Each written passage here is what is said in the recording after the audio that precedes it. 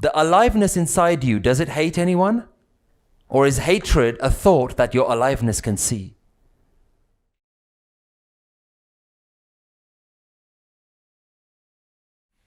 What is spirituality? Have a think. Everyone talks about it.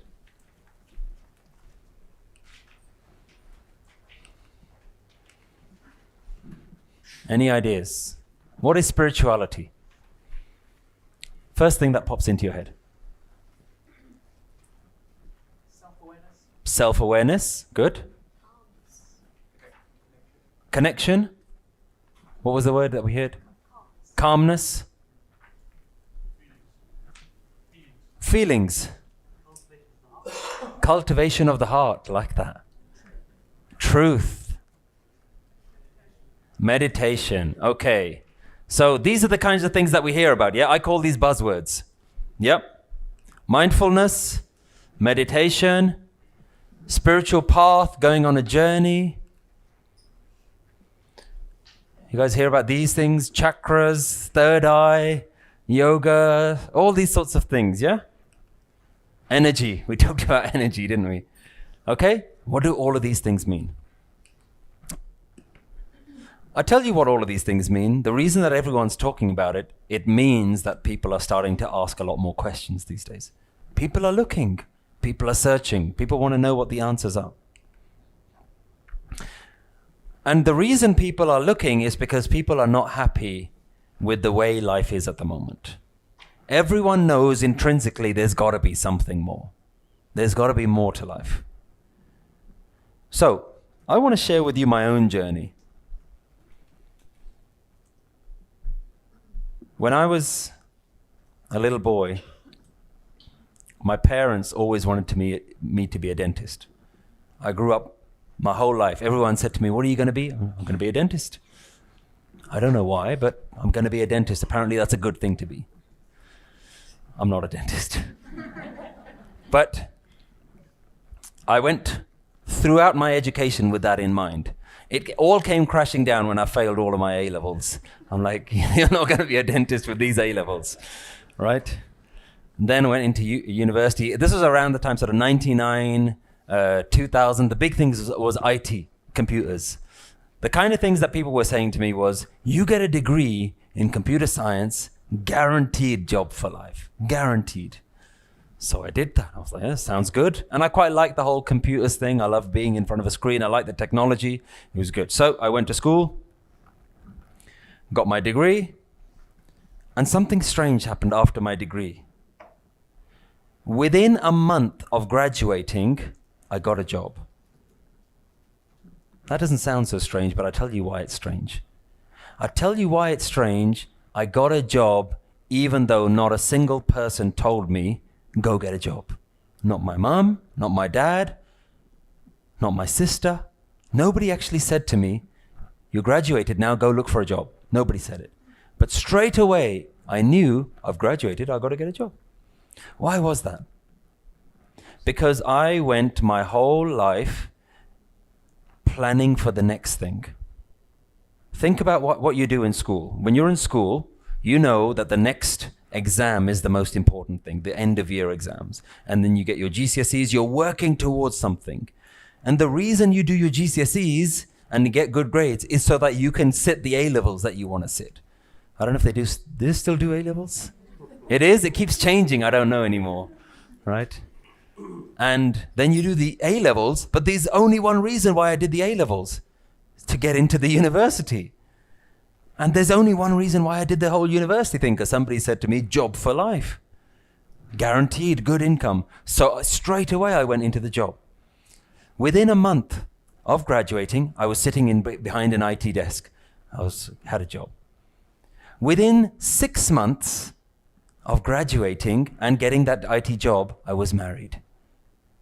Within a week of getting married, we moved into our first house. Nobody had told me to do any of these things. Every single step had already been somehow mapped into my brain. I don't know why, but I had a job and I was like, time to get married, got married. By the way, I married a dentist.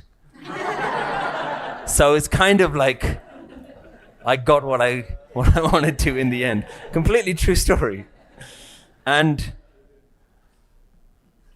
then I got a couple of years into our marriage. What comes next?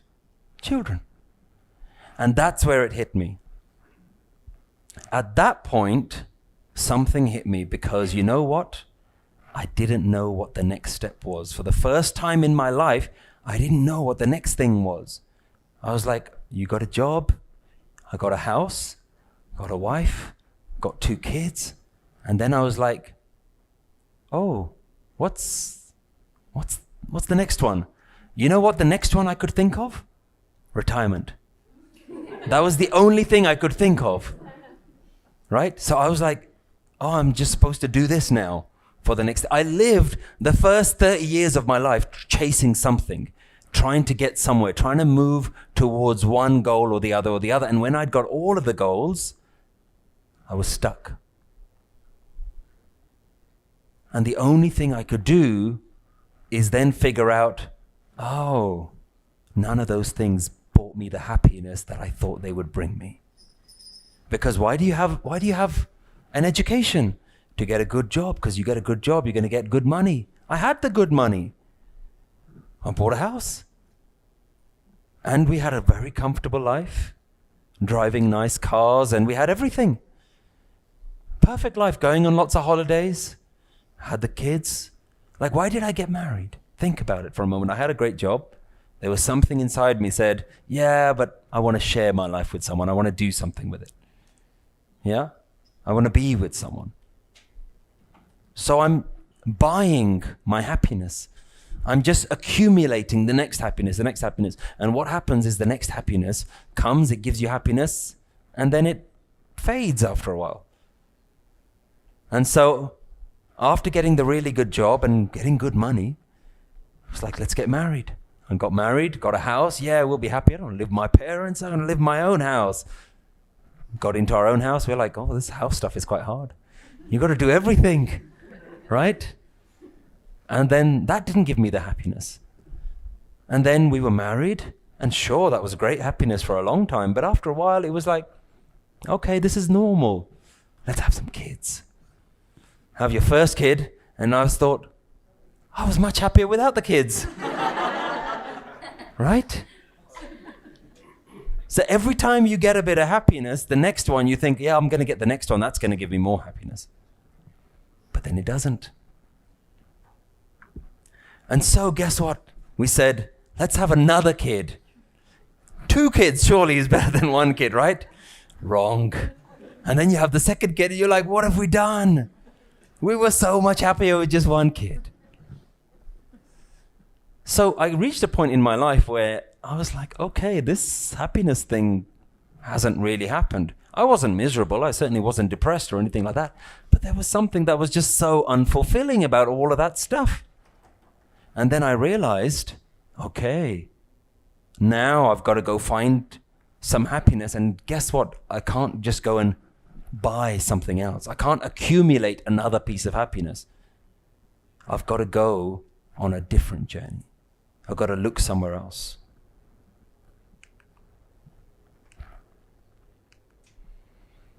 And this is where I think a lot of the world is. This is why I think we're getting a lot of these kind of conversations now. We've reached a point in life now where you can actually comfortably go to any colleagues at work and start talking to them about meditation and mindfulness. They'll say, oh, yeah, I do that. I do that meditation, mindfulness stuff, yeah. Yeah? Almost anyone you can talk to these days, oh, I've heard about meditation. I should really try that. Yeah? The question I always get, oh, do you do yoga as well? Always. I'm like, no, there are many different types. But people are so much more accepting of it now. The world has changed. Try and have a conversation with your colleagues at work about God. You didn't just start a conversation about God, did you? Come on. Keep that stuff to yourself. Yeah? I say, God is almost the biggest swear word these days. You can't actually go up to someone and say, hi, I'd like to talk to you about God.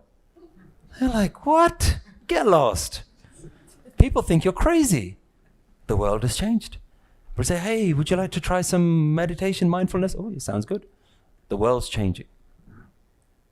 And everyone is looking for something, but they don't want to be preached to. They don't want to be judged. They don't want to feel like you're drilling some philosophy down their neck, some ideology. So, if the whole world is looking for answers, if the whole world is now searching, the question now is, where do you find the answers? Where do you go? Everyone's looking, where do you go? Well, I think there are a lot of options these days. There are a lot of options. The number one option tends to be Buddhism. Everyone says, I like that Buddhism. I don't like the other religions, but I like that Buddhism one. They seem to have it right. There's always like very happy. All the pictures of the Buddhists are they smiling. I tell you why they're smiling. They're not married. They haven't got any kids. It's true. This is my honest reaction to sometimes I see on the news and stuff like that. This Buddhist monk is the happiest man in the world. And the scientists have measured these people. Like, I've checked his brain. This guy is the happiest guy in the world. And I look at it, I'm like, but he's not married. Put him in a house, in a job, with a wife, with some kids, then tell me how happy you are. Don't tell me about your happiness when you're sitting in a cave somewhere. Yeah?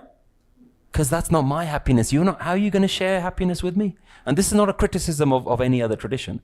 But let's just look at what is being offered to us right now. So Buddhism is the number one thing. Everyone's like, I like that Buddhist stuff. It doesn't seem to be too intrusive. I can do it in my own time. I don't like the Sikh stuff. There's the hair. There's the whole turban thing. Too much, right? I don't want it. It seems like too imposing in my life. Give me something simpler. That's why I can do meditation. I just go to a meditation class once a week.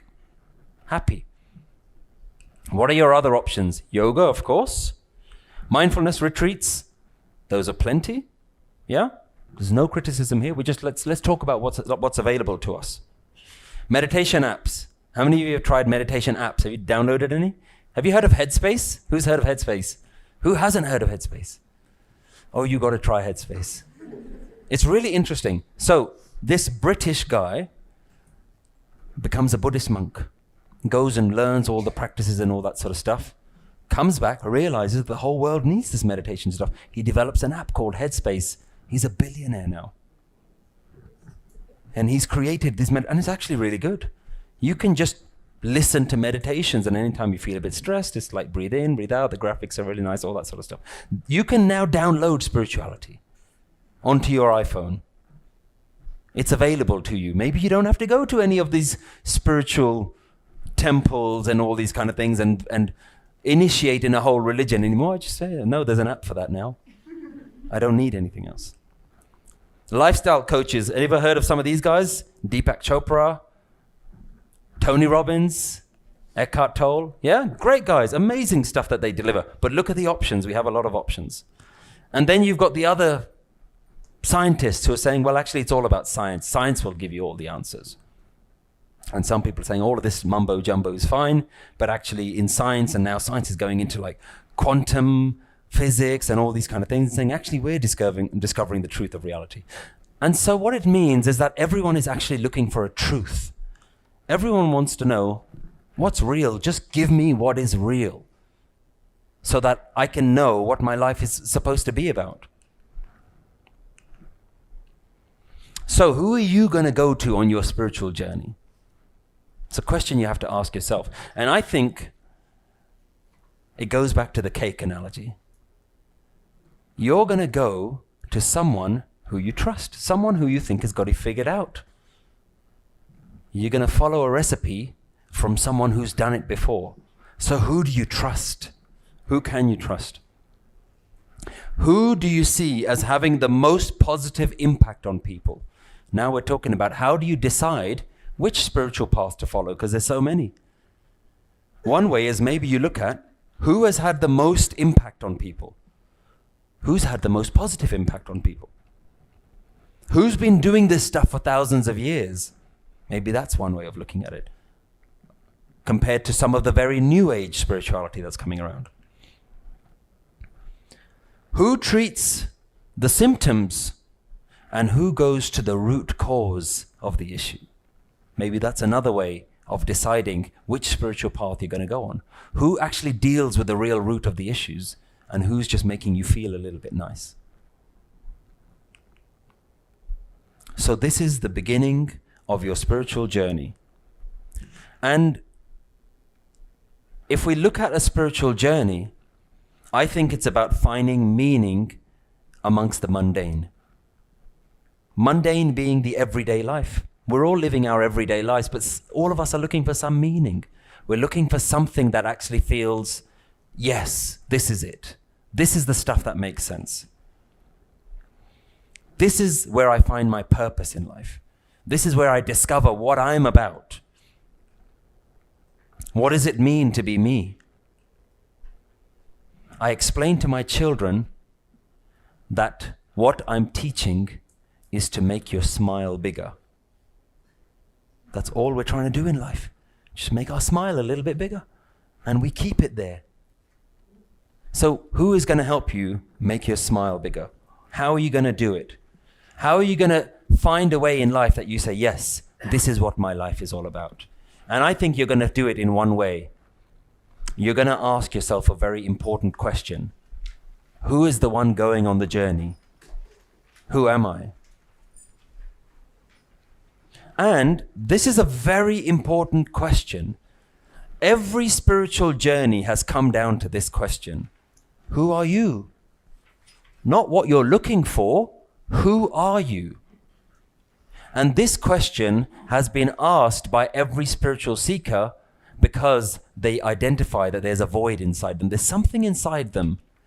They say, there's something uneasy inside. There's something empty inside me. I feel empty. I feel lost. Nothing seems to give me happiness. So you've got to go and look at what that is. What am I? What is this body? Why do I think the way I think? Why do I act the way I act? What is me? Who are you? So this is where I want you to start answering questions on page 6 to 8. You've got about 15 minutes.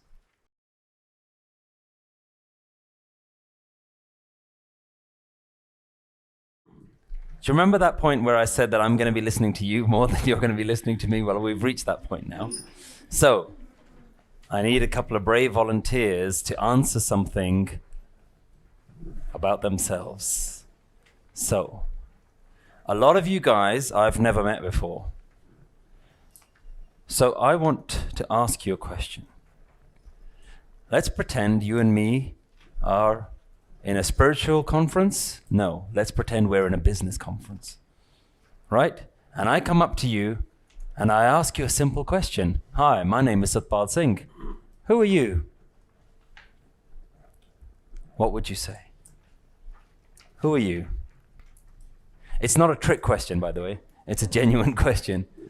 Who are you? Hi, I'm Ronnie. Ronnie. Nice to meet you, Ronnie. Who are you?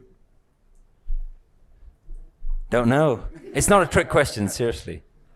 Tell me something more about yourself, Ronnie. I'm 41 years old. I'm a teacher with Okay. primary schools. Excellent. Tell me something more. Who are you? I don't actually know. That's why I'm here. Well, like I said, this isn't a trick question. Tell me something more about yourself. I like traveling the world. Okay. I like meeting new people. I have 2 children. Ah, excellent. Thank you.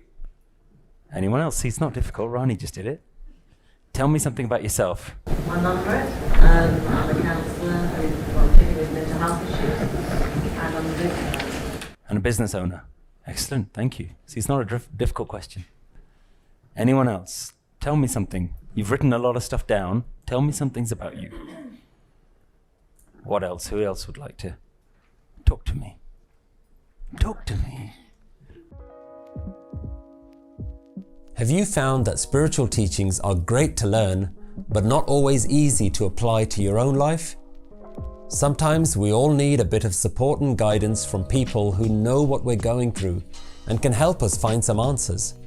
The Nanak Naam Facebook group helps you do just that. It's an online community where you can ask any questions about life and get answers from other members of the group. Search for Nanak Naam Community Support and join our free Facebook group today. I'm called Linda. I'm from Basingstoke in Hampshire. I'm married. I have no kids. I'm 47 years old and run a dental practice. Excellent. Excellent. We shall be in touch. I need to find a good dentist. I tell you why. What my wife does when I'm in that dental chair is she is brutal. I always think like, do you treat the rest of your patients like this? And I always feel that there's like a little bit of her going, right, now I've got you. And so she doesn't like warn me about the pain. So she'll just be like, oh, now I'm just gonna clean around the back of the teeth. And then it's like, I'm sitting there going, Vaiguru! Right? And I know she doesn't do that to everyone else. So I think I need a new dentist. I'll come to you. So this really wasn't a trick question. It's not a trick exercise. I want you to tell me what it is that you know about yourself. And what tends to happen is, in order for you to start to go on a spiritual journey, a journey of self-discovery, the first thing we have to do is say, well, what do we actually know about ourselves? Like, what do we mean, like, I need to find myself? Have you ever heard that? Like, I need to find myself? If you ever went to your parents and said, Mum, Dad, I'm going to go to Cambodia, I'm going to sit in a mountain somewhere, I'm going to try and find myself, they'll give you a slap. They'll say, I'll tell you where you are. You're right here. Right? Our parents come from a different generation.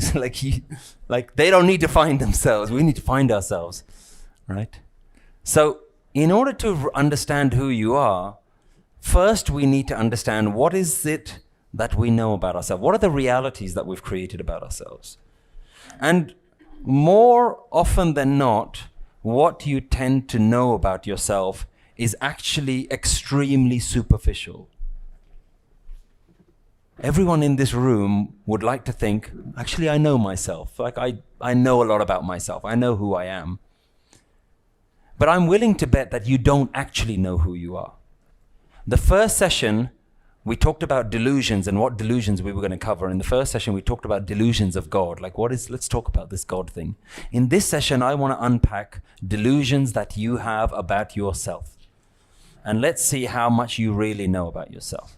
So, when we try and answer who we are, what we deliver to the rest of the world is a false sense of identities. So, if I ask you who you are, this is the kind of stuff that you're going to tell me. The first thing you're going to tell me is your name. Yeah? We had Rani, we had Amrit, right? The first thing we do is like, this is who I am. I'm going to identify myself. It's like my identity number. Yeah? 6143917. That's who I am. I need you to first know my identification. I'm going to give you my name.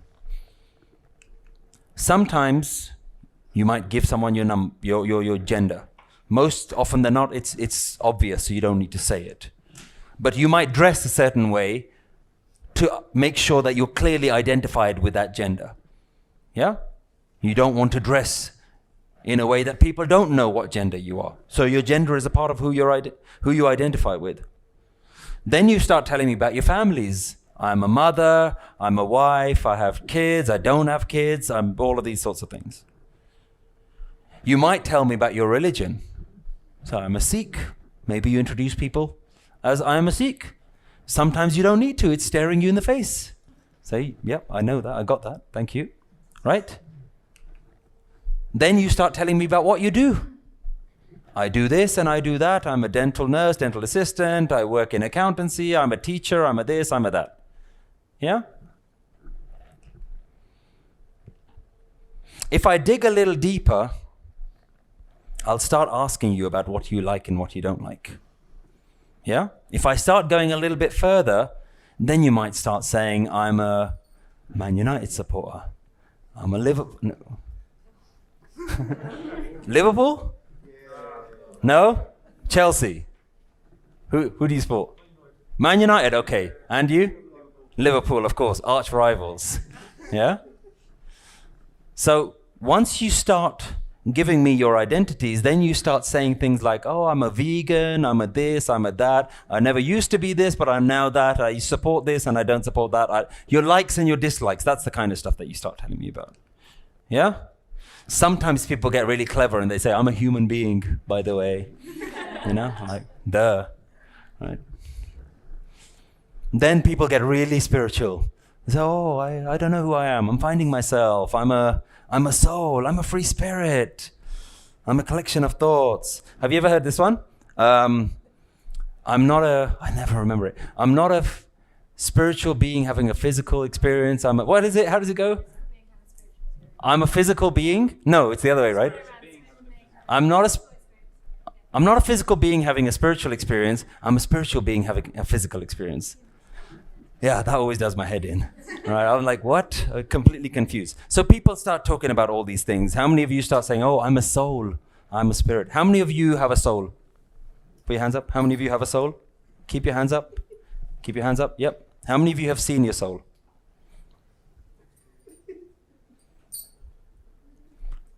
But you're all convinced you have one. Yeah? Never seen it, but I have it. Yeah? Keep it in my back pocket. Right? Well, we all have a soul. None of us know what we're talking about. We just keep waffling on based on what other people will accept. Yeah? And the kinds of conversations we have is different. Yeah? In a spiritual meeting, you can quite comfortably say to me, I don't know who I am. And I say, oh, I get it. I understand. No problem. You can't say that in a business meeting. Someone says, hi, who are you? So I don't know who I am. I say, I think you're in the wrong place, mate. Do you know what I mean? Right? So the kind of answers that we give is dependent on who we think will receive the answer properly. Yeah? So, what exactly is going on? Is this who you are? I'm willing to offer a solution. I'm going to propose to you that you are none of these things. The reason I'm going to propose to you that you are none of these things is because I'm going to ask you, how many of these things did you pick? Let's go through the list. How many of you picked your name? Some people get a chance to do it in a spiritual tradition. If they initiate into spiritual tradition, then they get given a new name, not necessarily pick their own name. How many of you picked your name? Who picked your name for you? Parents, grandparents, that sort of stuff. Okay? So, is it you? It is how you are identified, but is it you? Or is it how other people chose to identify you? Maybe if you had a choice, you'd pick something else. Maybe that's not the name you want in life. How many of you picked your gender? How many of you chose, oh, I'm going to be a boy, I'm going to be a girl? It was chosen for you, right? So, I am a man, I am a woman. Well, are you? Or is it just something that's happened to you? How many of you pick your family? How many of you picked your parents? How many of you would like to pick again? How many of you picked your community, your ethnicity? How many of you picked your religion? Very few. Yeah? Then you walk around saying, I am a Sikh. Are you? Or was that done to you? Let's move on. How many of you pick what you like and what you dislike? Let's go back to the football teams. Right. Man United? Why do you support Man United? Huh? Because they're great? Okay. But you picked Man United. Liverpool. How many of you support Liverpool? Anyone else? Why do you support Liverpool? Say again? Two of you. Why do you support Liverpool? We won it 5 times? At what point did you pick Liverpool? Tell me. Primary school. Did anyone influence you? Was there anyone in your family that was already a Liverpool supporter? No. You picked it yourself? Friends. Your friends were Liverpool supporters? I'll tell you a funny story, right? My youngest son goes to primary school. two brothers. The oldest brother comes home one day and he says to me, Dad, what football team do we support? And I've never been into football much, so I was like, son, I don't really support a football team. So I don't really have an answer to give you. My youngest one, only about 4 at the time, he says, Dad, if you were to pick a football team, which one would you pick? I said, I don't know, because I don't know anything about football. He said, how would you pick it? He says to me, how would you pick if you were to pick one right now? Oh, that's an interesting question. I said, son, what I would do is I would go and look at the league tables for like the last 10 years, and the ones who've won the most, that's why I'm coming to you guys, the ones who've won the most, I'd probably just go with them. They said, wicked, Dad, let's do that. So we went. We looked at all the league tables, at least for the last 10 years. Man United came out on top. We're like, son, I think I would pick Man United. Done. We all picked Man United. This is why I asked the question about Liverpool, because I went to all of my friends then, right? Guys my age, dads my age, and I had this conversation with them saying, yeah, I think we've picked a team. We're going to go with Man United. There seems to be this thing about Liverpool. All the things were like, no, you can't do that. You got to stick with Liverpool. And me and my son were like scratching our heads, being like, why do they support Liverpool? They're rubbish. They haven't won anything in a really long time. I don't understand. And then as I'm asking all of my friends, it turns out in the 80s, they were quite good. When they were all young boys, the team was winning quite a lot. And all their brothers and uncles and friends and them lot were saying, yep, Liverpool's the team to stick with. And that's stuck with them now. So they're passing it on to their kids. And we're just like, why would I pick a losing team? Makes no sense. So we're all Man United supporters right now. I don't know what that means, right? We watch nothing, we follow nothing, but if somebody asked, we say, yep, we support Man United. My sons have even got the kit now. They know nothing about football. And let's keep it that way. So this is how this stuff works. All right, let's go back to the next one. Occupation. How many of you chose your occupation independently? How many of you are in medicine? Put your hands up. In some sort of medical field? Yes? How many of you were influenced to make that decision? Just 1, 2, 3, 4, 5. Right? Just like I wanted to be a dentist. Right? Like what sane 12-year-old wants to be a dentist? Like of all the cool jobs in the world, that's not the one you're going to pick. Right? Why did I want to be a dentist? Because my parents just put that idea in me, like, son, that's the one you're going to go for. Yeah, and I'm like, okay, Dad. So can you honestly say that the things that you identify with are genuinely yours, independently, uniquely yours? Even your thoughts aren't yours. Perfect example. Our generation can't stand how little care our parents give towards recycling. True or not? Our parents couldn't care less about recycling. And they just chucking stuff on all over the place like, what are you talking about? Just put it in the bin. It's rubbish. Put it in the bin. And we're like, no, but Dad, the papers go here and the plastics go here and the food waste go there. What's the difference? Why does, as one generation, we care a lot about it? I tell you why we all care about it, because when I went to school, there was the whole thing called Save the Planet. Do you remember that whole phrase? We need to save the planet. So in the 80s and the 90s, I grew up thinking, damn, there's something wrong with the planet. We need to save the planet. And now we grow up and we're a lot more conscious and aware. Did they grow up with that kind of messaging, that kind of information? So they're like, what are you talking about? Planet's been here for a long time. I'm sure it's all right. So even our thoughts are not necessarily our thoughts.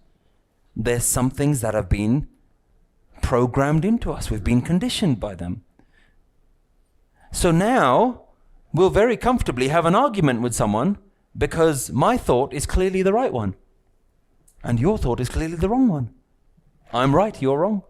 So we start getting into debates and arguments with people about a thought, which if you think about it, probably isn't yours to begin with. So you're fighting to hold on to something that was not genuinely yours. You didn't come up with it.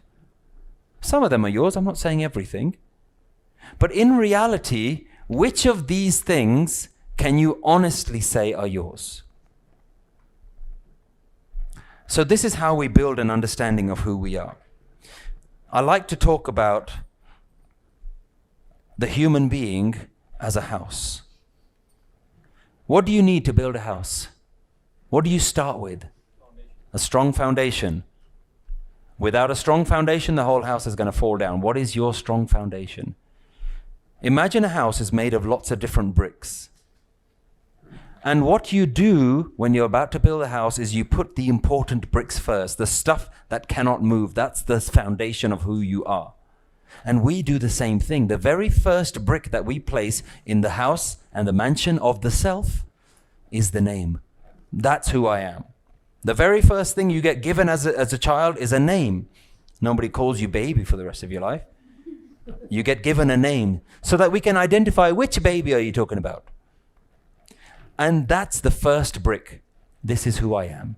And from there, we start building more and more and more. And the foundation are bricks that are laid that cannot be changed. Most of us don't change our names. Most of us don't change our gender. Most of us. These days, everything's possible. But you get your name. The next brick that you put down is, I'm a man. I'm a woman. That's fixed. The next brick you put down is, I belong to this family. I'm never going to be able to change this family. I'm never going to change these parents. That's just who they are. So that's my other thing. I belong to this family. This is who I am. Then we start building a little bit more and more. We start building our foundation of who we are. So then we start looking at things like, this is my occupation. When you were young, you weren't always an accountant, a lawyer, a dentist. You weren't a teacher. You weren't all these things. What did you used to say then? I'm a student. That was your occupation. That was who you were. So you've got your foundation bricks, and then you've got bricks that can change. So the student brick, you carried that for a really long time. But after a while, you let go of that brick. You say, I'm no longer a student. I give up this brick. Now I'm going to take on a new one. Now I am my profession. This is who I am now. I'm a doctor. I'm a lawyer. I'm a dentist. I'm a teacher. I'm an accountant. And once you start building this house around you, then you start putting more temporary things like your thoughts, your likes, your dislikes. You start putting things like the things that other people influenced you for. So, you are a Chelsea supporter, Man United supporter, Liverpool supporter. Where did that come from? So we start borrowing bricks from other people. So I'm saying, you're one of those? Oh, okay, I'll do that as well. You're a vegan? That sounds good. I'll do that as well. You're a this, you're a that. I'll start doing all those things. And very quickly you start building a mansion. Thoughts, ideas, opinions. Opinions is a brick that you can change. Because sometimes you had an idea, but if somebody comes along with a better one, you give up the old one and you say, okay, I get it. I don't hold this idea anymore. I hold another one. But that's still part of your identity. So who you are is just a list of all of these bricks, and you hold on to every single one of them. And when somebody comes to say, who are you? You show them all your bricks and say, this is who I am. This is my identity. And when I ask you who you are, you start from the foundation.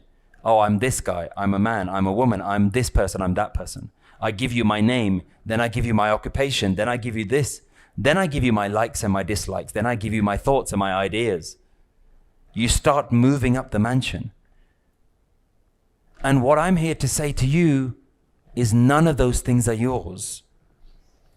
None of those things on the list are yours. None of those things on the list are you. So the question is now, well, who are you? What am I?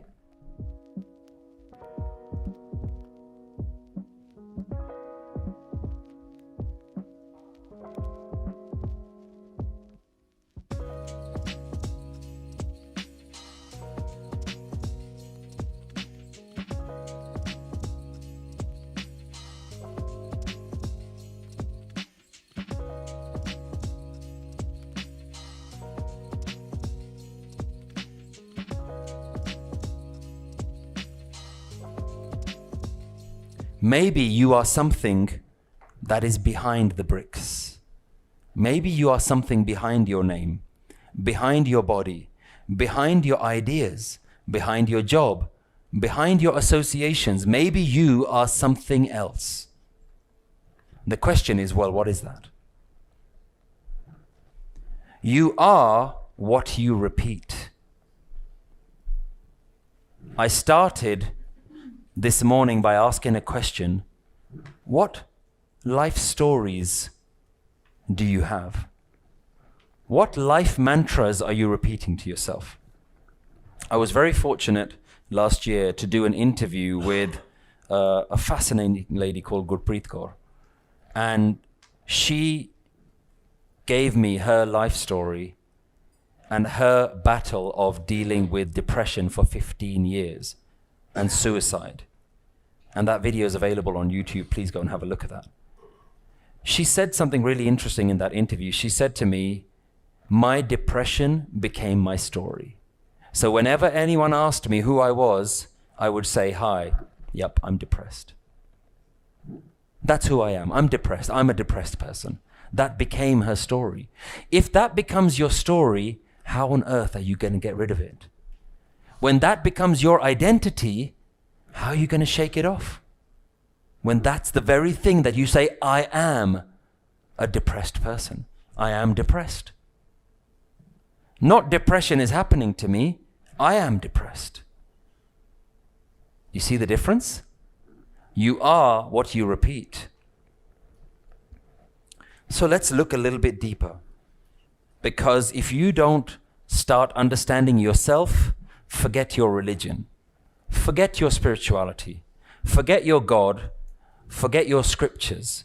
Forget your practices and your meditations. Forget your prayers. Forget your outfit. If you don't ask a fundamental question, what is this? Who am I? What is this thing that is alive? What is the I am? Let's think about this. If you think this is who I am, then what you're saying is I am this body. But we don't talk like that, do we? We say I have a body. We don't say I am the body. We say I have a body. I have a hand. I have legs. I have eyes. We don't say I am the eyes. I am the ears. I am the face. We say I have them. My question is, if you have them, then who has them? Who is it that has the body? It's like when you're driving a car. You're inside the car, right? You don't say, I am the car. You say, I have a car. I am inside the car. And right now, you would say, I am inside my body. Unless some of you are having an out-of-body experience, in which case, please come and tell us. Because there was something in that coffee. If you're having an experience of being inside the body, then what is that? What's inside the body right now? If your body wasn't here, what would be left? Remember, I'm talking about you. I'm not talking about philosophy here. I'm not talking about theory. I want you to ask yourself a question. What is this? Who am I? What is this thing? Where does the I am exist? Let me ask an easier question. When you're sad, where does the sadness exist? Is it in your foot? You say, my foot is sad.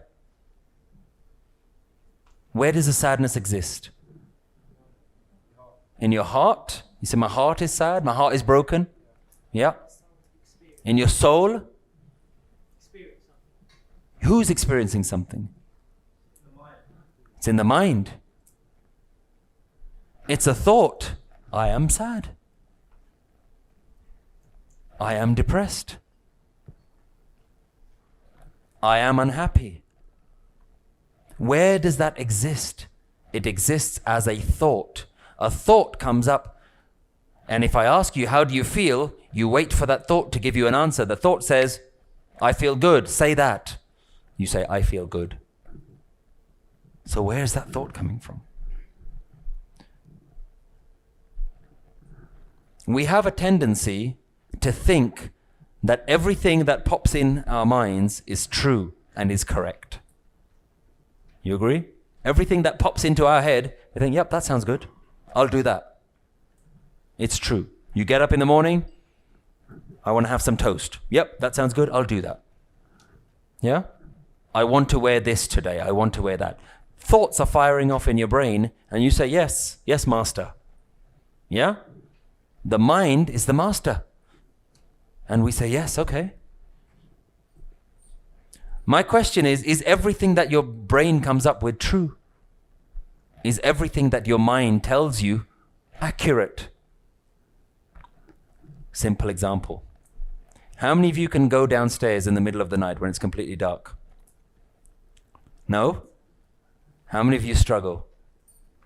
How many of you struggle to look out of a window when it's pitch black?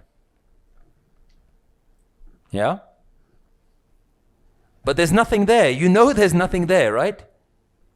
But there's a part of you that says, I'm not going to do that. I'm not going to go down there. So you tremble and you walk down and you try and put the light on. Oh God, there's nothing here. What was all of that? It was a fear. So your mind said, be careful. But was it a reality? So not everything that pops into your head is actually true. Where am I going with this? There's something else that's inside your head. And the Guru has given a very unique word. And that word is ha me. Me. The best translation, the best way to translate the word ha and me is me. Possibly the most accurate English word of ha me is myself. The me, this bit. Myself. Not ego, not pride, but me. And that me is something that's happening inside you. All of you have this feeling of me, I amness. And this I amness occurs inside every single human mind. And this I amness is the way in which you look at the world. So we all look at the world through this lens, and the lens is I am. So I look at stuff and I say, is this good for the me or is this bad for the me? And that's how I deal with everything and every person that I come into contact with. I look at a piece of food. Is this good for me or is this bad for me? Is this safe or is this unsafe? Is this person going to be good to me or is this person going to be bad to me? So we look at the whole world through the lens of I am. That's how we decide how to deal with the world, through this I amness. Is it going to be good for me or is it not going to be good for me? Is it going to work or is it going to harm me?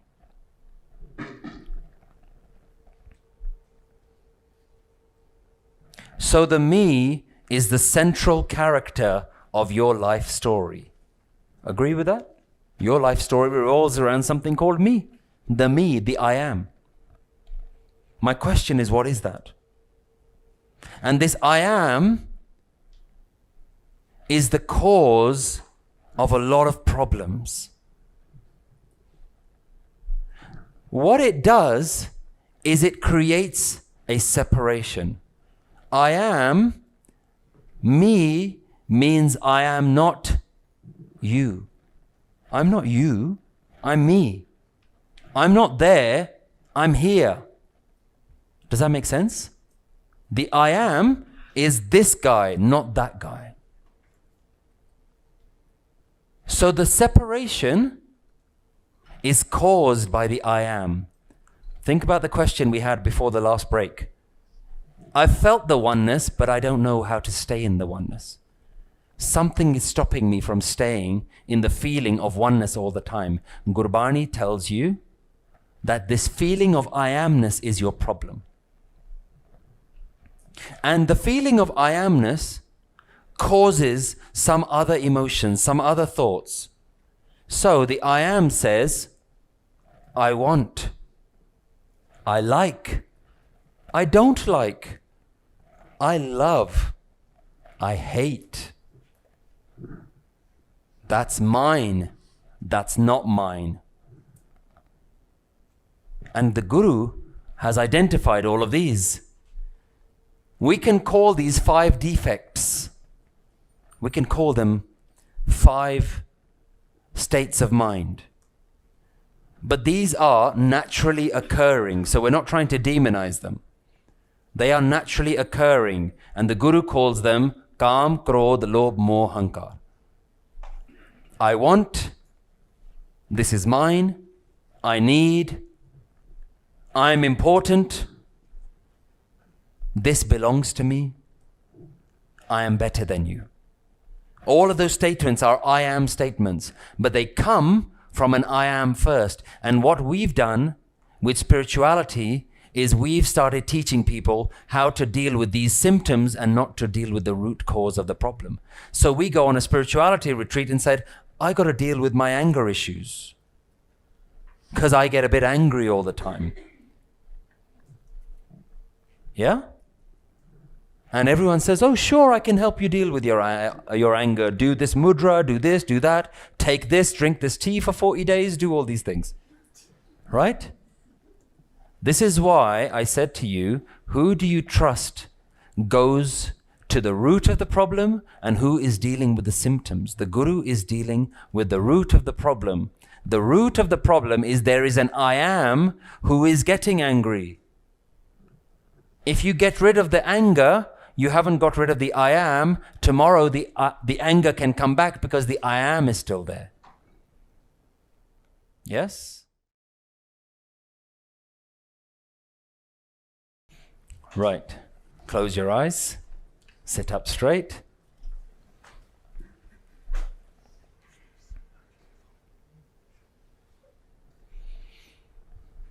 Start by listening to your breathing. And I want you to just become aware of your thoughts. Just become aware of which thoughts enter your mind.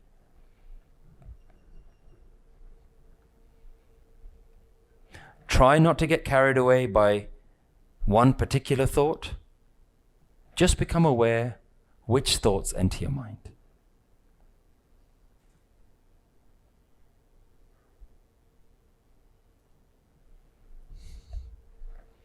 See the images being formed in your mind. See the words. See the pictures that are coming into your mind, whatever you're thinking about. Good. Now bring your awareness back to your breathing.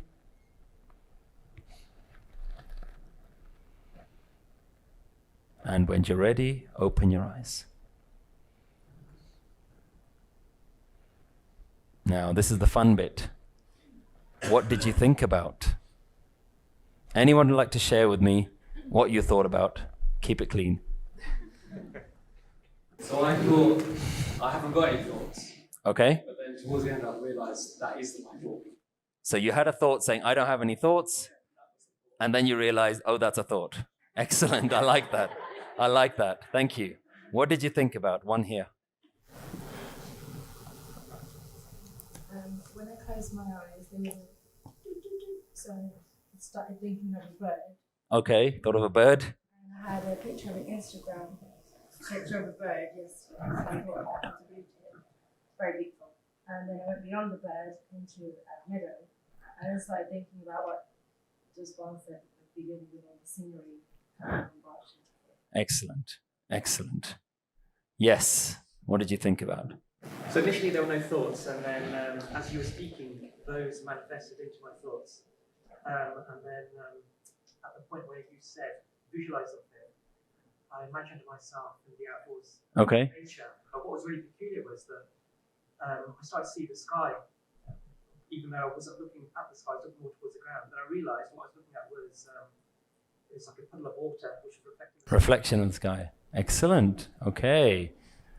What else did you guys think about? Let me ask you some questions. How many of you thought about family members? Hands up. Keep your hands up. How many of you thought about family members?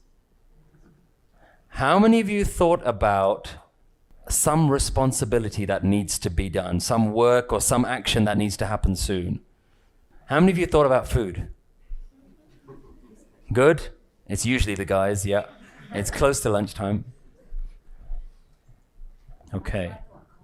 You thought about your cold. Okay. Now let me ask you a very important question.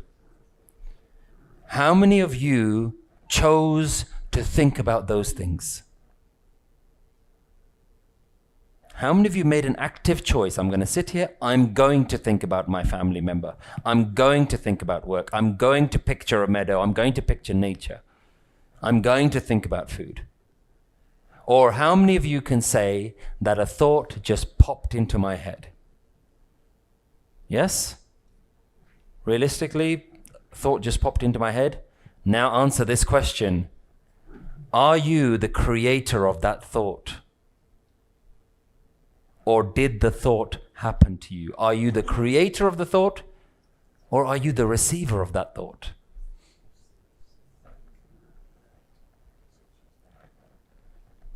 These are your thoughts, yeah? Our thought, my thoughts, my opinions. Do you create them?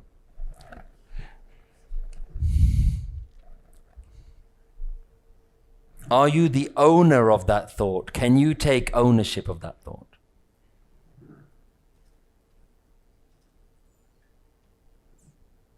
Then my question is, what on earth is going on inside your head? I tell you what's going on. It happens to all of us. The way I like to talk about it is like a firework display. Stuff is just happening. It's just happening. One after the other. You don't know what size, what color, what thing is going to come up next. Your brain is just somehow making or receiving randomness, absolute randomness all the time. And somewhere inside all of those thoughts is another thought that says, yep, mine. Mine. Yes. Mine. I agree with that one. Yep, that's mine. Yep. Yep. Oh, that one's mine as well. Oh, I haven't thought about that for a while. Yep, mine. You are taking ownership of stuff that is nothing to do with you. You are not choosing any of this stuff, but you're taking ownership of it. Let me give you another example. How many of you have stood on a train station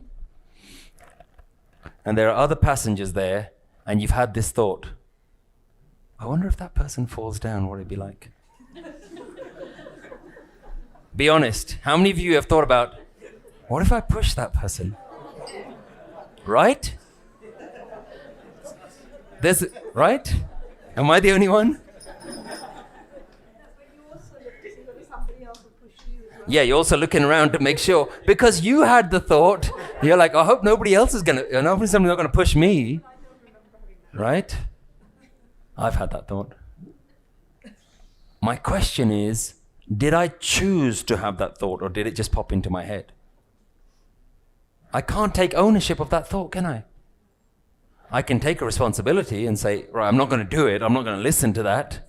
Right? Most of the time we choose. Yeah? But maybe we don't choose. Maybe there's another part of us that says, yeah, I don't think you should do that. And that's just another thought. At which point is there a decision maker about the thought?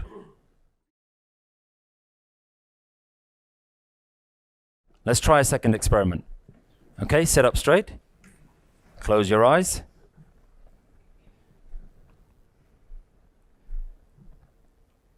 Now, I want you to imagine yourself lying on a beach.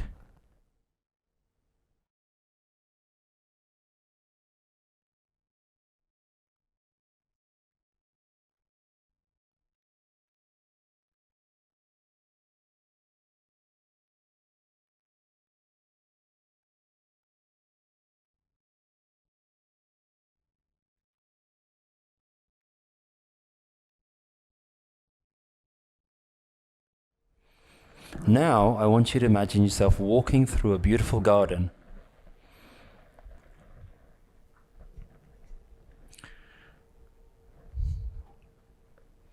Now, I want you to think about yourself in a supermarket. pushing a shopping trolley, loading the baskets. Now I want you to remember a positive memory of a birthday party, your birthday, celebrating with family or friends.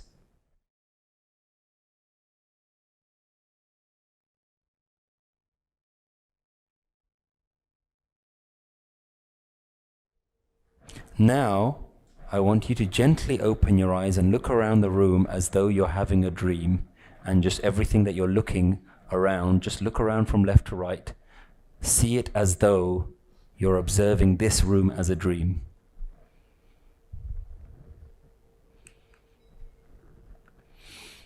Okay, bring yourself back into the room.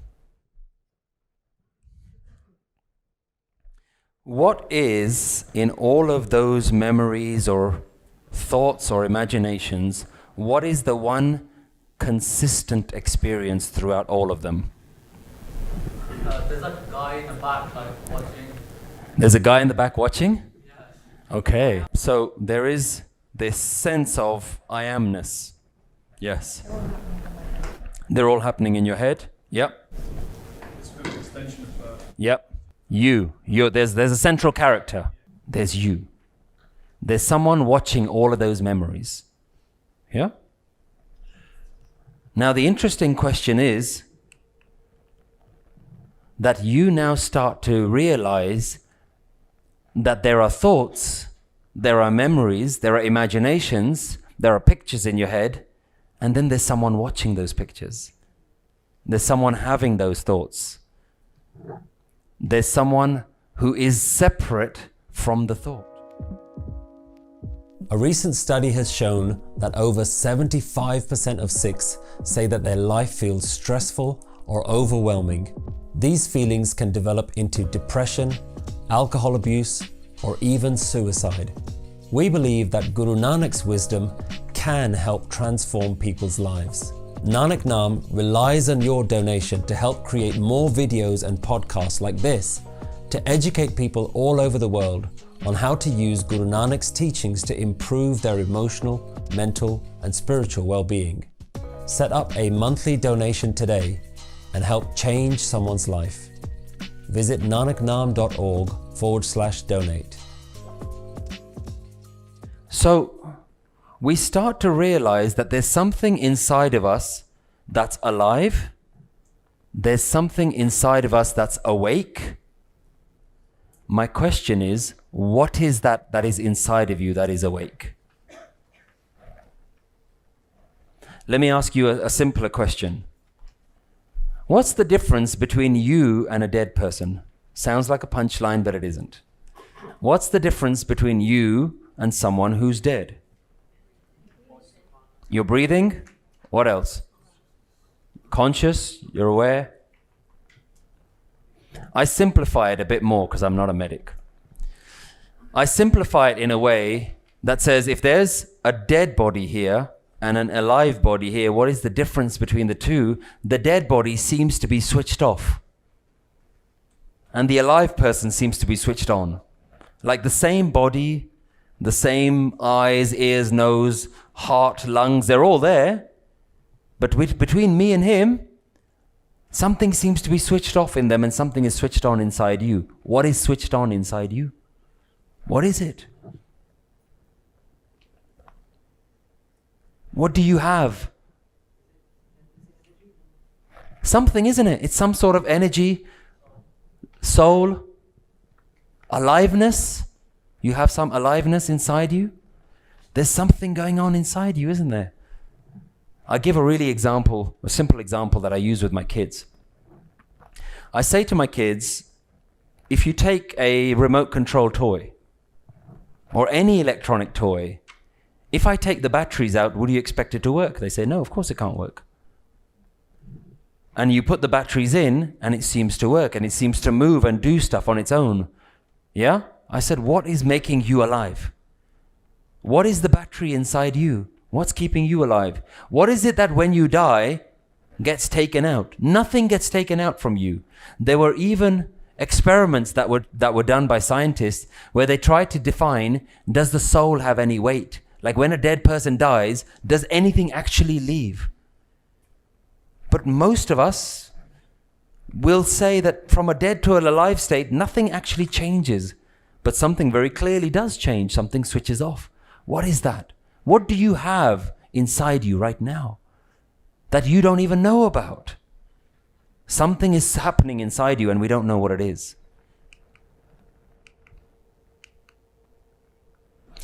What are you left with? Let me ask you another question. If I take your arm off, are you still you? You'll be very angry with me, but you're still you. If I take the other arm off, are you still you? If I take one leg, the other leg, if you're still alive, you're still there. You're still you. If we now go and take everything away from you, what do you get left with? It's tricky, isn't it? What are you left with? You might conclude, there's a me. I don't know what it is, but there's a me inside me. I'm here. And then I'll ask you, where is that me? Where are you inside your body? Are you in your hand? Are you in your chest? Are you in your mind? Where are you? Most of us are experiencing life from around here somewhere. We're not seeing the world through our knees or through our elbows. We're experiencing the world, our consciousness is somewhere around here, the brain or whatever you want to call it. Now, what the most interesting thing is, even today, neuroscientists can't figure out what consciousness is. They just don't know. Neuroscientists are debating, does the brain create consciousness or does the brain receive consciousness?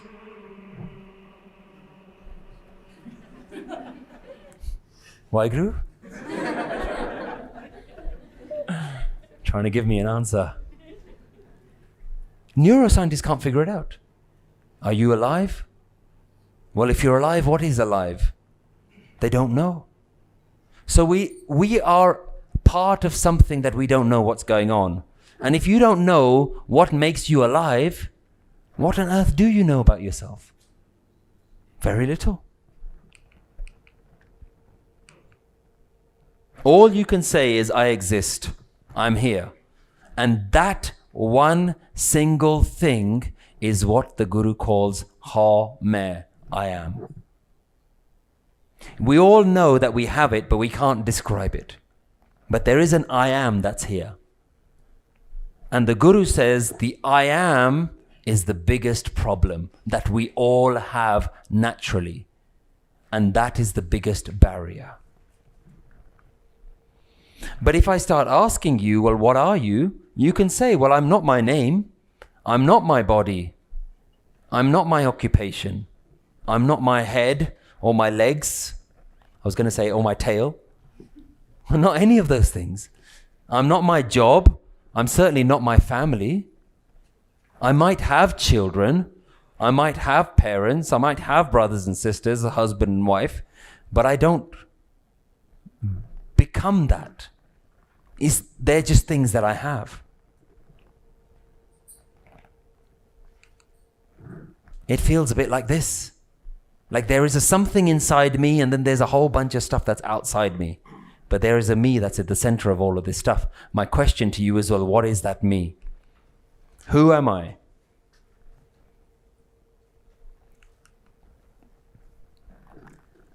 Now, you may not be able to answer this question about who you are, but the gurus and the spiritual masters have come with a solution. They said, you know this I am? There's a way of living without it. And most of us have never even considered that as an option.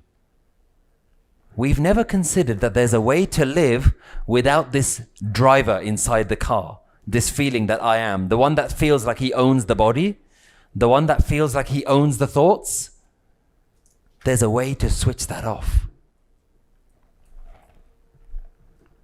And why would you want to do that? Because that I am is causing every single problem in your life. every sadness, every bit of suffering, every pain, every hurt, every hard memory, every difficult experience is happening to that I am, and we can deal with it. Let's see what the Guru says. The Guru says, Manmukh dukh ka khet hai, dukh bije dukh khaye. You are like a field of suffering. You plow in suffering, and of course, suffering grows. Dukh vich jamme dukh mare. You are born into suffering, and you seem to live your whole life in suffering, and then you die suffering.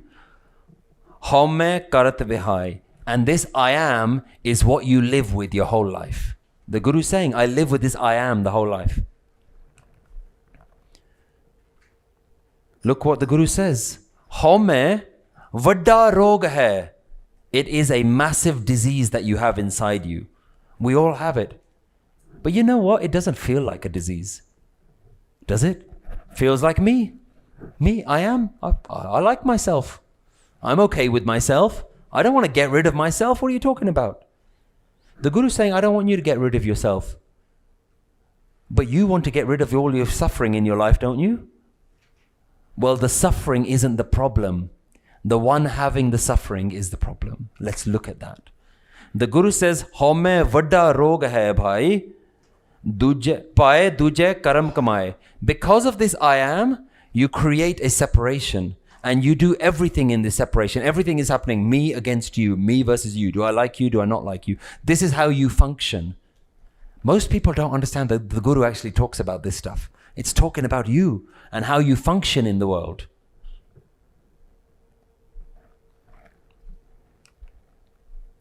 So there is a me, and I can't describe it. The me isn't the one who is having the suffering. The me is just experiencing suffering. And over time, we can start seeing that there is a barrier between me and it. You think that you're the driver of your body. You think that you're the driver of your life. But when we start asking who is that driver, we start getting confused. I don't know. I don't know who that driver is. Life just seems to be happening. In reality, I'm not doing very much. Let me give you a simple example. You stand in front of a choice. The choice is tea or coffee. Who makes that decision? What is the process by which that decision gets made? You're looking at tea and coffee. I'll tell you what happens. An answer pings in your head and it says coffee. And you go and get the coffee. Did you choose the coffee? Or did coffee come as the answer? It just comes. Coffee. I'm going to pick coffee. There is no decision maker inside you. There's just stuff happening. Goes back to the fireworks example. And the more that you search and look for yourself, you realize you can't find yourself. You cannot find the I am inside you. And this is what all the spiritual teachings have tried to do. The I am that you have inside you is not actually real. What is real? That stuff seems to just be happening. There's an aliveness inside me. It seems to be there and it seems to be happening without my control. When you realize that there is no you, you start to realize that life seems to be happening without a you inside. There's no real hatred inside you. Hatred is an idea, but there is a you that's separate from hatred. Love is an idea, but there is a you that's separate from it. Time is an idea that you're separate from it. Your body, you are separate from it. So what is this thing that's inside you? The Guru says it's this. Who knows what that is? Most of you. The Mool Mantar. Most of us have looked at the Mool Mantar as a description of God. But maybe the Mool Mantra is a description of you. There is something that's just on inside you. There's a oneness that's just alive inside you. It's Oankar, it's happening. Satnam, it exists. It does everything. I'm not doing anything, which me is doing something. It doesn't actually have any fear. It doesn't actually have any hate. The aliveness inside you, does it hate anyone? Or is hatred a thought that your aliveness can see? It's starting to get a bit confusing, a bit deep, huh? A bit too deep before lunch. What does this all mean? Let's bring it all right back. What does it all mean? It means that there is a oneness inside you, but you don't know how to access it. There is something inside you that you don't know about. And this is what a spiritual journey is all about. There is a separation inside you that you don't know why it exists. Why don't I feel like the oneness? Why don't I feel it? We don't know. We don't understand our own selves.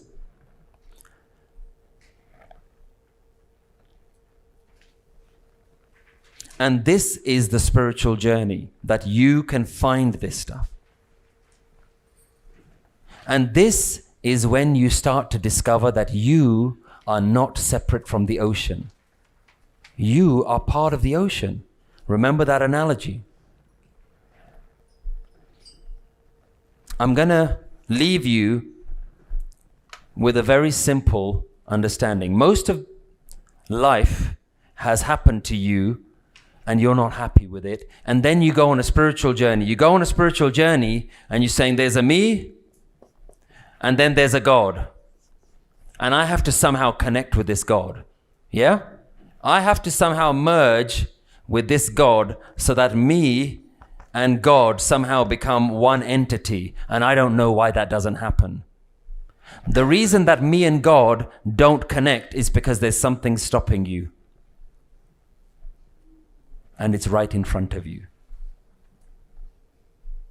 Your sense of I am is stopping you. So you know when you go on your spiritual journey and saying, I'm going to find God? You know why you'll never find God? Because the I am is looking for God. The thing that makes you separate from everyone else is your barrier. That is the reason why you will never find God. Because the I am is looking for God, and I am can never find God. Is this what the Guru teaches? Let's find out. There's a Shabad, a beautiful Shabad. Bhagat Ravidas ji, he says, Jab hum hote, tab tu nahi. When I exist, you don't exist. I can't find God. Ab tu hi, main nahi. Now that I've found you, I realize I don't exist. The process of a spiritual journey is not to find God. The process of a spiritual journey is to understand the I am and to realize that it doesn't exist. The I am is what Gurbani is trying to deal with, not you trying to find Mr. God. And when you realize that you aren't the doer of your own life, you'll start to talk like the Gurus have talked. Guru Nanak Dev Ji says, Kathata bakata sunata soe, aap bichare so gyani hoye. The one who is speaking, the one who is listening, the one who is thinking is this oneness. And when you find and search for yourself, then you are spiritually enlightened. Aap bichare, one who goes and searches for himself, is spiritually enlightened. Guru Nanak Dev Ji, Tat Niranjan Jot Sabai, Sohang Ped na koi jio. Tat Niranjan Jot. Guru Nanak says there is an essence of divine light in the whole of the universe. Sohang, that's who I am. I am the divine essence of the whole universe. This is how Guru Nanak talks about himself. He says, I am that. Not I am Nanak or I am this body or I am me. He says, I am the very essence of the whole universe. Ped na koi jio. There is no difference between me and the essence of the universe. You are God. The question is, when will you realize? So the question was just about how do we find a way to move on to the next level? How do we take an understanding and then make it something that we're actually experiencing? And it's very similar to the question that we had before, that you may have had glimpses of an understanding or an experience, but there isn't necessarily that sustained experience of it. And this is where the requirement, this is where it needs you to have a practice that takes the wisdom from this is where you need to have a practice where it takes the wisdom from an intellectual into an experiential. You need to find a way where no longer is oneness a concept in your head, but it's a feeling that you feel. And when you feel something, when you've known an experience of something, then it doesn't require somebody else's description. So it's like you hearing a talk on the experience of love. And then you say, well, how do I feel that love? How do I get to that point where I'm experiencing that love? Well, there's two ways to answer that. One is that you don't decide. It's actually when your time is right, when you fall in love, you fall in love. When you find love, when you find someone to love, all of that stuff just seems to happen. Nobody decides that they're going to fall in love. And in the same way, you can't decide that you're going to experience this oneness. You can try and understand it, but you can't decide that you're going to feel it. But then on the other hand, this isn't something about an external thing. This is about yourself. So you can then start to look within yourself and say, what about me can I connect with a oneness? Rather than how do I feel a oneness, as though a oneness is something external to you, what part of the oneness do I have? How do I feel when I look at a rainbow? How do I feel when I see the sunrise? How do I react when it's raining? Can I create a level of acceptance, tolerance, peace within me that means that I'm not waiting for something else? So it comes down to a practice. You can't just wait for these things to happen. You can actually have a spiritual practice.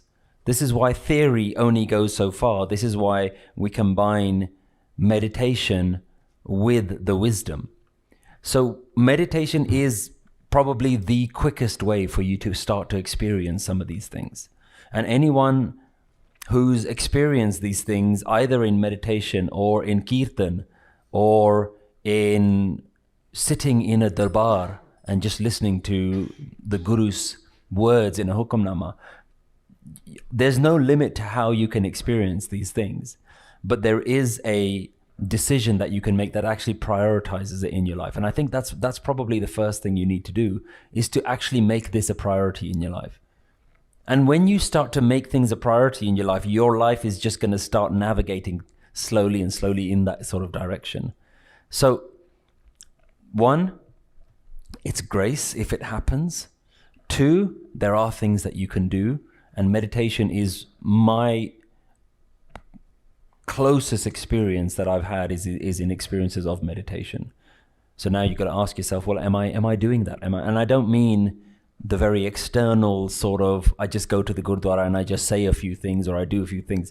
No, do you actually find a stillness within yourself? Do you have a practice that makes you find a peace within yourself? And if the answer is no, then you've come to the right place, because we're going to be covering that straight after this. Yeah? Brilliant. Any more?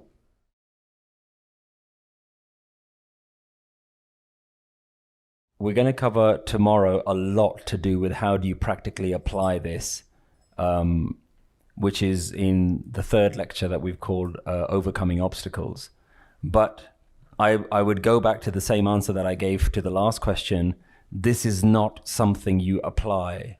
This is not an idea that you conceptually have to remind yourself, oh yeah, I must look at this from a oneness perspective. This is not that. You have to have started to lose yourself. And I go back to the love example because I think love is the closest experience that you will have to what the gurus are talking about. And I'll give you an example. When and anyone who's watched the Life Talk episode that I did recently with my wife on YouTube, I touched upon this idea. When I first started going out with her and we were in that sort of very early honeymoon period of kind of falling in love and really starting to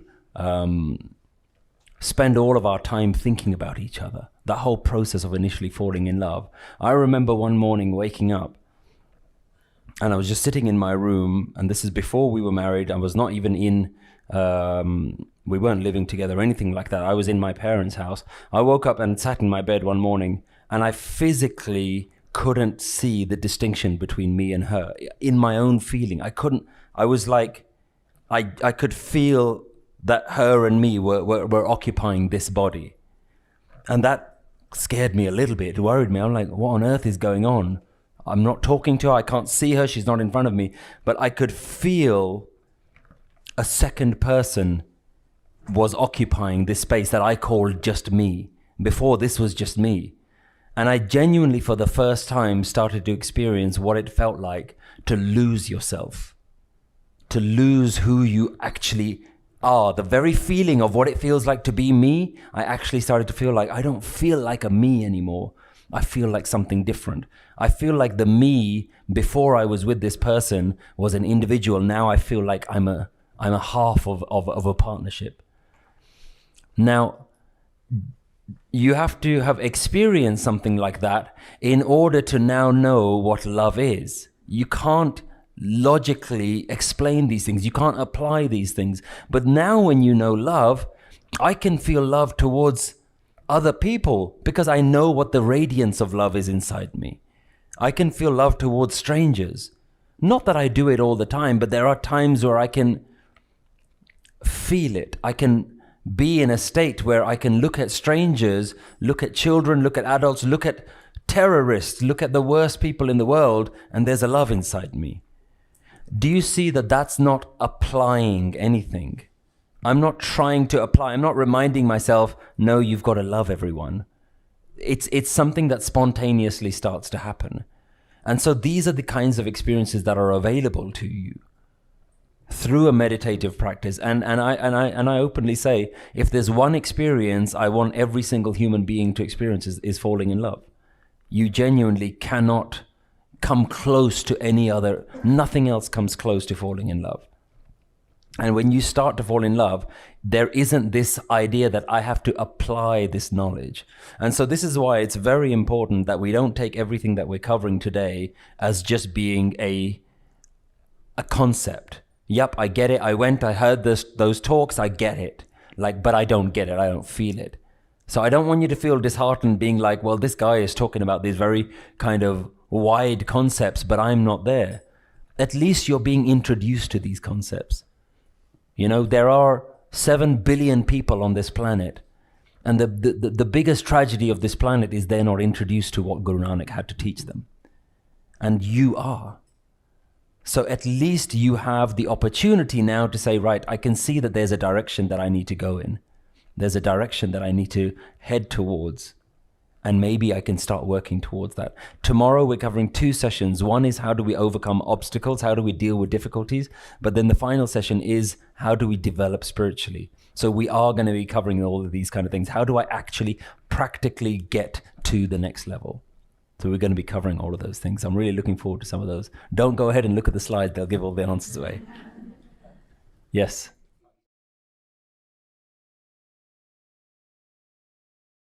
A bit challenging when we think about the concept of oneness is in relation to good and bad. Yes. And how it relates. Is it something that's from the mind side that we bring to the world, or is it something that's inherent to oneness? I think if you discuss about that, would be great if you could elaborate. You see, if we look at the oneness concept, the very nature of the number one is that it's not two. And the very nature of one means that there are no opposites. And good and bad is the epitome of opposites. It is the epitome of dividing things, splitting them up. And I've now stopped using the words good and bad in my life. And I now prefer to see things as things that are preferential and things that are not preferential to me as an individual. Because when we talk about things that are good and bad, we state them like they're universal truths. So somebody kills a innocent child.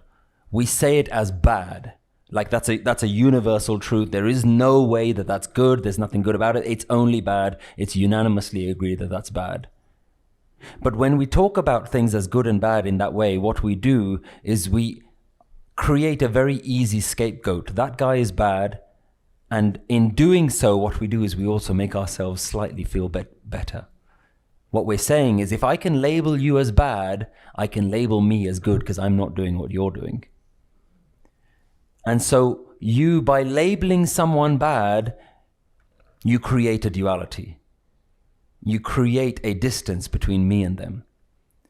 And what we need to start doing is starting to understand, how did this happen? Why did it happen?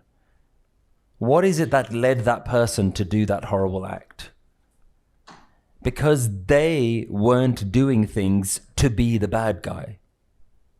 Nobody does anything to be the bad guy. People do things because they feel that they're entitled to do it. That's the right thing for them to do. Now, that doesn't excuse the horrible things that happen in life. That doesn't mean that we sit back and we just let whatever happens, happens. But when we start to create goods and bads, ups and downs, what we're doing is we're creating a split personality within ourselves. I'm only going to do the good things. And by doing that, you're negating a section of your own self, which is that you have the capacity to do bad things as well. We all have the capacity to do bad things. We may choose not to do them, but we are creating a devil within us. We're creating a feeling that there's negativity in us and there's positivity. And that's why this sort of terminology is very destructive. It doesn't help you at all. And hopefully in tomorrow's session, we'll go through so many examples where you can start to see how do we practically apply the good and the bad. What other questions came up in some of the discussions? I was with group 4. We initially spoke about the idea and concept of oneness being very refreshing to people, considering stereotypically we've been trained to think a different way ever since we've been younger, looking externally for God or for that peace and love that we're searching, as opposed to looking within and deeming the connectedness within us all. So we were just discussing how we could implement that on a daily practice, which will be coming tomorrow. We also spoke about the element of how can we address somebody who's being emotionally challenging or tough relationships, and conveying that concept of oneness, be battling with your emotions and how to kind of differentiate between those. Yeah. So almost the same question every time. Yeah. How do I live this? How do I live in this oneness?